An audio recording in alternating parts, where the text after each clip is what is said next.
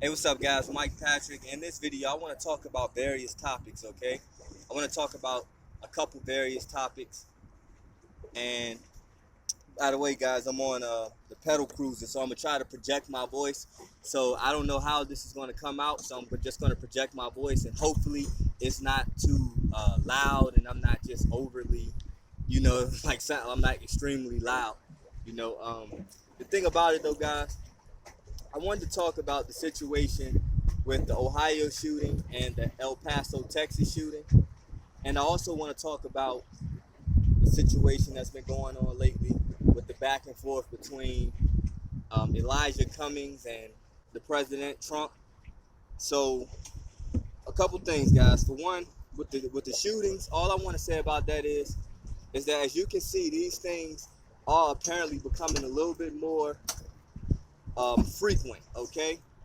And so what we have to do, guys, is I want to remind us to always be prepared to take care of yourself, to protect yourself, always have your head on a swivel, always be mindful of who's around you, okay? And also probably try to avoid large crowds as much as possible as well.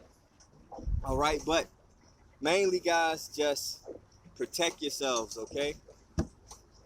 People, if you can get a concealed weapon permit, I'm thinking about getting my own concealed weapon permit at this point, because in these types of situations, guys, just imagine maybe this whole situation could have been alleviated in a lot of these previous situations if there were armed people who were already there who could have possibly, you know, defended themselves and everyone else in the situation before things got out of hand. Okay, so before anybody could have got injured or even killed. All right, so I just want to put that out there. You know, uh, be willing to protect yourself and others so things like this don't have to happen, or if they happen, they don't have to be as fatal. Okay, so, and also these things can cause division. Okay, because what happens is, the first thing, now these things, I think they were racially motivated. Okay,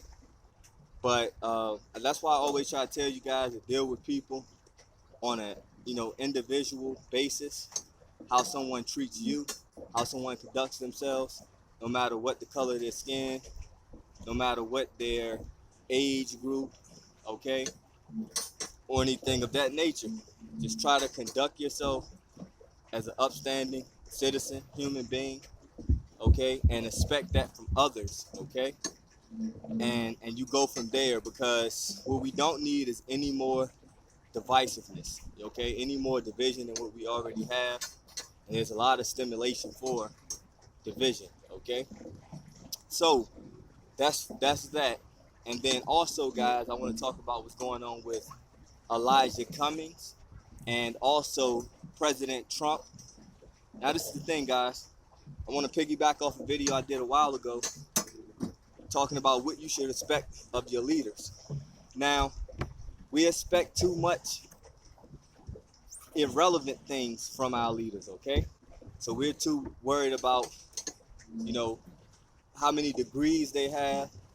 We're too worried about what their profession is besides politics, or before they came into politics. And in most cases, all these things are completely irrelevant. The only thing that's relevant is that you have a person who's willing to work on behalf of the people. That's it, okay? And that person needs to be a moral, integral, okay, respectable and respectful individual, okay, with compassion for those who they are representing, okay, in order for them to sincerely do what they have been elected to do, all right, or what they have been elected to do. So with that said, guys, Trump, I don't think he said anything wrong, okay. Now, once again, talking about the divisiveness, anything that comes out of his mouth, he has to be a racist, okay, right? Because he's referring to a city that happens to be under the leadership of a black man, Elijah Cummings, and then also it's a predominantly black city. So therefore, naturally, any criticism of it, people want to start pulling the race card. And the fact of the matter is, that's not the situation to try to pull the race card for. He simply stated facts, okay? And these are things that need to be addressed all across the country, all across the world in leadership. I think $90 billion had been given to Baltimore, at least probably, ever since Elijah Cummings had been in leadership. And he's been in leadership since the 80s, I believe. And Baltimore appears to only be getting worse and worse, okay? And so if you look at the infrastructure in that city, if you look at the condition of the people, you look at the crime rate, all these things, the drug use, like I said, horrible infrastructure, just everything that you would think that this money should be addressing and that you should see some results from, you don't see any. So, with that said, they say insanity is doing the same thing over and over, expecting different results. So, when do you do something different when it comes to picking leadership, okay? If Baltimore has been in a horrible state for the past 30-something years, or maybe even longer, at what point do you change, okay? Do you do something different, all right? So, like I said, I always like to make the point that your leadership should be people who are like you, okay? The best of you from an integral, disciplined, respectful, honorary standpoint. But they should be close to you as far as economics. They shouldn't be too rich. They shouldn't be in a position where they're too far removed from who they're representing, okay? Because it takes away empathy, okay? And the thing is, guys, it should be people among you, okay?